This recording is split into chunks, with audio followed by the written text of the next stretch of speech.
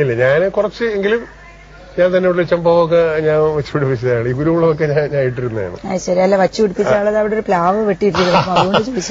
അതേ, അവർ ഈ വാസ്തു ഒക്കെ നോക്കി വന്നപ്പോഴേ ഇത് വെട്ടിയതാണ്. പക്ഷെ ഈ പ്ലാവും ഞാനുമായിട്ടൊരു ഭയങ്കര ബന്ധമുണ്ട്.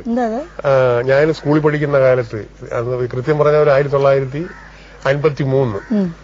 അപ്പൊ അച്ഛൻ ഇതിന്റെ ഒരു കൊമ്പിലാണ് ഈ ത്രാസ് കെട്ടും. എന്നിട്ട് ഈ കപ്പ മരിച്ചിന് ഇവിടെ ഈ 3 ഏക്കർ കപ്പയായിരുന്നു, ഇങ്ങനെ വിൽക്കും. അപ്പൊ ഞാൻ സ്കൂളിൽ പോകാൻ വരുമ്പോ എനിക്ക് അന്ന് ഈ മൊന്തയിൽ അമ്മ കാശ് വാങ്ങിച്ചിടും. ഇങ്ങനെ കൈ ഇട്ടിട്ട് ഇങ്ങനെ വാരിത്തരും. അച്ഛൻ കണക്ക് നോക്കിയിട്ടില്ല. അപ്പൊ അമ്മ പറയും ചെയ്യും, അതിന് നമ്മൾ ഈ പിടിപ്പണമെന്ന് പറയും, ഇങ്ങനെ വാരിത്ത. അങ്ങനെ അത് ഇതിന്റെ മൂട്ടിലായിരുന്നു. ഈ ആ ഒരു കമ്പ് ഇതിനകത്തുണ്ട്, ഈ ത്രാസ് കെട്ടിയിരുന്ന അച്ഛൻ എത്രയോ കാലം. പിന്നെ ഒരു ദിവസം ഒരു പ്രാവശ്യം അച്ഛനുമായിട്ട് ഞാൻ ചെറിയൊരു ക്ലാഷ് ഉണ്ടായി. അതാണ് ഞാൻ ഇപ്പൊ ഈ കഥ ഇതിൽ എഴുതിയിരിക്കുന്നത്. അതിൽ ഒരക്ഷരവും മാറിയിട്ടില്ല. അപ്പം അച്ഛൻ, എന്നാ നീ എനിക്കത് തന്നില്ലെങ്കിൽ ഞാൻ ഇന്ന് തൂങ്ങുമെന്ന് പറഞ്ഞു, ചെമ്പ മരക്കൊമ്പില്. ഞാൻ പറഞ്ഞു, അങ്ങനെയാണെങ്കിൽ വസ്തു വന്നില്ലെങ്കിൽ അച്ഛൻ തൂങ്ങും. അച്ഛൻ അവിടെ നിറയെ ഒരു കയറ് മാറ്റോണ്ട് പോയി. അതൊക്കെ കൃത്യം നടന്ന സംഭവങ്ങളാണ്. എന്നിട്ട് അച്ഛൻ കയറൊക്കെ മാറ്റോണ്ട് പോയപ്പോ എനിക്ക് ബൾബ് കത്തി. അപ്പൊ സന്ധ്യയായി. അന്ന് ഈ 5 ബാറ്ററിയുടെ എവറടി ലൈറ്റാണ്. ഞാൻ ലൈറ്റ് കൊടുത്ത് ഈ രാജ്യം മുഴുവൻ ഉള്ള കിണറ്റിൽ മരക്കൊമ്പിലൊക്കെ അടിച്ചു നോക്കി. ഇല്ല, അച്ഛൻ ഇല്ല. അപ്പം ഞാനും അച്ഛനുമായിട്ടിരുന്ന് കള്ളു കുടിച്ചതാണ്. എനിക്ക് പറയുന്നതിലൊരു ഇല്ല, അത്ര ബന്ധമായിരുന്നല്ല. അപ്പൊ എനിക്കതൊരു വല്ലാതെ ഫീൽ ചെയ്തിട്ട് ഞാൻ ഇവിടെ വന്നു. അച്ഛൻ ഇവിടെ കാണും. ഇവിടെ വന്നപ്പോ ഇവിടെ ഇല്ല, ഈ ഇതിന്റെ മൂട്ടില് വന്നിട്ട് ഇതിലൊരു കൊമ്പി കയറിയിരുന്നു. എപ്പോഴോ രാത്രി ഈ ഇതിൽ ഞാൻ തറയിൽ വീണുപോയി. ഇവിടെ കിടന്നുറങ്ങി. രാവിലെ ആയപ്പോ അച്ഛൻ എന്നെ അന്വേഷിച്ച് വന്നപ്പോ ഞാൻ ഇവിടെ കിടക്കണ പാലാന്ന് പറഞ്ഞ് തട്ടി എണീക്കും. അപ്പം നിന്നെ ഞാൻ ഒന്ന് പരീക്ഷിക്കാൻ ഞാൻ ചെയ്ത. അപ്പൊ ഞാൻ അച്ഛനെ ഞാനും ഒന്ന് പരീക്ഷിക്കാൻ ചെയ്തതാണെന്ന് പറഞ്ഞിട്ട് അങ്ങനെ നന്നായിട്ട് എഴുതിയിട്ടുണ്ട്. അതിന്റെ പ്രിന്റഡാണ്. പരസ്പരം പരീക്ഷിച്ചു നോക്കിയതാണ്. അത് ഈ പ്ലാവിലായിരുന്നു. ഒറ്റ മകനായിരുന്നു. ഞാൻ ഒരാള്. ഈ ഒരു വാസന, അല്ലെങ്കിൽ ഫോട്ടോഗ്രാഫിയില്, ചിത്രരചനയില്, അഭിനയത്തിലൊക്കെ ഉള്ളൊരു വാസന, അത് പാരമ്പര്യം എന്ന് പറയാൻ പറ്റുമോ? ഇല്ല, അച്ഛനൊക്കെ പണ്ട് ചെറുപ്പത്തില് ഇവിടെ സുമാര മലയാളി എന്നൊക്കെ പറഞ്ഞ ചിലരുമായിട്ട് ചേർന്നിട്ട് ഈ നാടകക്കാരെ വരുത്തി നാടകം കളിപ്പിച്ചിട്ടുണ്ട്. അപ്പൊ അച്ഛന് എല്ലാത്തിനും താല്പര്യമുള്ള, അച്ഛൻ പിന്നെ എക്സസൈസ് ചെയ്യുന്ന ആളാണ്. അതിപ്പോഴും എന്റെ ഉണ്ട്, ഒരു കേരള പൂജാമുറി വെച്ചിട്ടുണ്ട് എല്ലാം. പക്ഷെ ഏറ്റവും വലിയ ഒരു സഹൃദയനായിരുന്നു അച്ഛൻ. അപ്പൊ കുട്ടിക്കാലത്ത് തന്നെ വരയില്, ഞാൻ സ്കൂളിൽ പഠിക്കുമ്പോഴേ വരയിൽ താല്പര്യം. ഇതിനൊക്കെ വീട്ടിൽ നിന്ന് യാതൊരു ഉണ്ടായിരുന്നില്ല. എനിക്ക് വീട്ടിൽ നിന്ന് ഒരു റെസ്ട്രിക്ഷനും ഇല്ല. ഒരു മോനെ ഉണ്ടായിരുന്നുള്ളൂ. സാധാരണ ഇങ്ങനെ കൂട്ടിലിട്ട് വളർത്തുക എന്നുള്ള ഒരു രീതി അച്ഛനില്ലായിരുന്നു. പിന്നെ ഫൈൻ ആർട്സ് കോളേജിൽ പഠിക്കാൻ പോയപ്പോഴും അച്ഛൻ പൂർണ്ണ സമ്മതം തന്നില്ലേ? എങ്ങനെയായിരുന്നു ആ ഒരു വഴി? എങ്ങനെയായിരുന്നു ഫൈൻ ആർട്സ് കോളേജ്? പറഞ്ഞാല് ഞാൻ സ്കൂളിൽ പഠിക്കുമ്പോ ഇവിടെ വലിയശാല സുകുമാരൻ നായർ എന്ന് പറഞ്ഞാൽ അദ്ദേഹം സകലകലാ വല്ലഭനാണ്.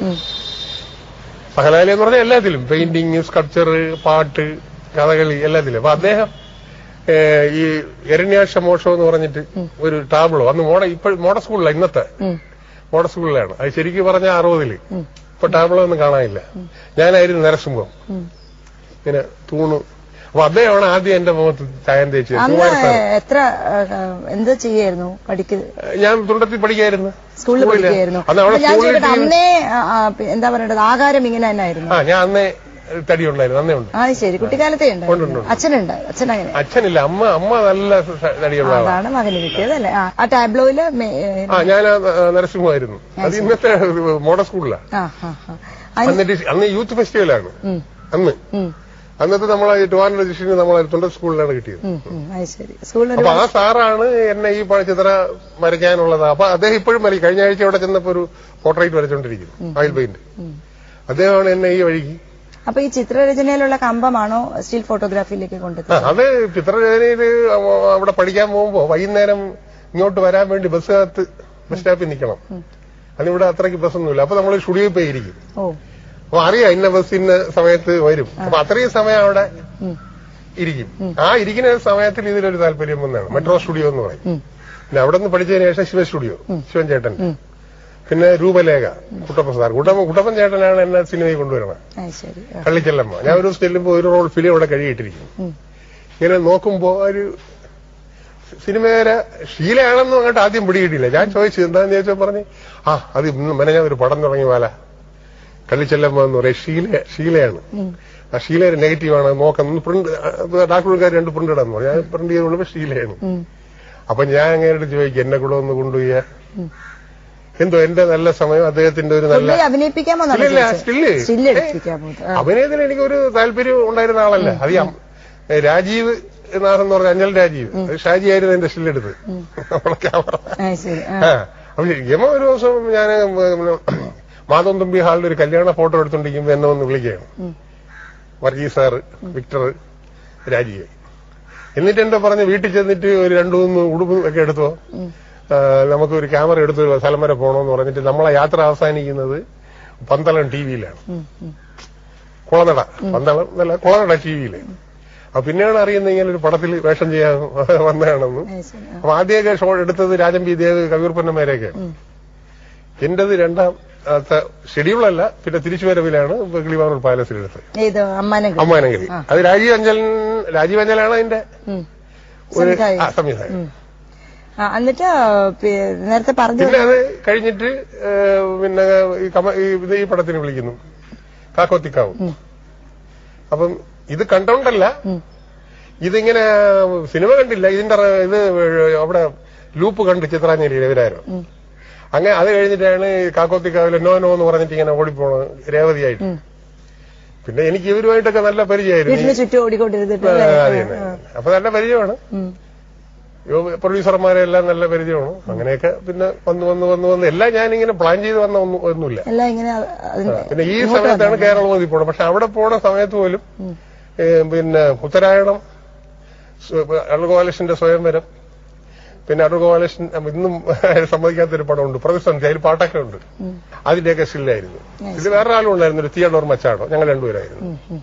പിന്നെ ഇങ്ങനെ വന്ന് ഈ സ്റ്റിൽ വളകാവില് പിന്നെ രാമകോട്ടന്റെ പിന്നെ നെല്ല്, അതിന്റെ വയനാട്, പിന്നെ അദ്ദേഹത്തിന്റെ തന്നെ ഒരു കൊണ്ടകില്ലി എന്ന് പറയും മലങ്കാറ്റ്, അത് മായയിൽ ഞാൻ അത്ര വർക്ക് ചെയ്തിട്ടില്ല. അതെ, ഈ അരവിന്ദൻ സാറിന്റെ സിനിമകളും 11 പടവും ചെയ്തു. അപ്പം അതുപോലെ പലരുടെയും പടങ്ങൾ ചെയ്തു എന്ന് പറഞ്ഞല്ലോ. ടെക്നോളജി ഇത്രത്തോളം വളർന്ന ഒരു സമയമായിരുന്നില്ല. ഫോട്ടോഗ്രാഫിയിൽ തന്റെ ക്രിയേറ്റിവിറ്റി പൂർണ്ണമായിട്ട് ഉൾപ്പെടുത്തിയാൽ മാത്രമേ അത് സക്സസ് ആവുകയുള്ളൂ, അല്ലെ? അപ്പൊ സ്റ്റിൽ ഫോട്ടോഗ്രാഫിയിലും ആ ഒരു ബുദ്ധിമുട്ടുണ്ടായിരുന്നു? ഇല്ല, നമുക്ക് ഇഷ്ടമുള്ള എടുക്കാം. സാറിന്റെ ഇൻസ്ട്രക്ഷൻ ഒന്നും ഇല്ല, നമുക്ക് ഇഷ്ടമുള്ള എന്തും എടുക്കാം. അത് അരവിന്ദേട്ടനും ഭരതനും അത് ഒന്നും പറഞ്ഞിട്ടില്ല. സ്വാതന്ത്ര്യം ഉണ്ടായിരുന്നു. ഭരതൻ ഒരിക്കൽ പറഞ്ഞാ നിന്റെ ഞങ്ങൾ അങ്ങോട്ടും ഇങ്ങോട്ടും പോടാന്ന് വിളിക്കുന്നത്, നിന്റെ ആൽബം കാണിച്ചാണ് ഞാൻ ഡിസ്ട്രിബ്യൂഷൻ ആക്കിയത് തകര.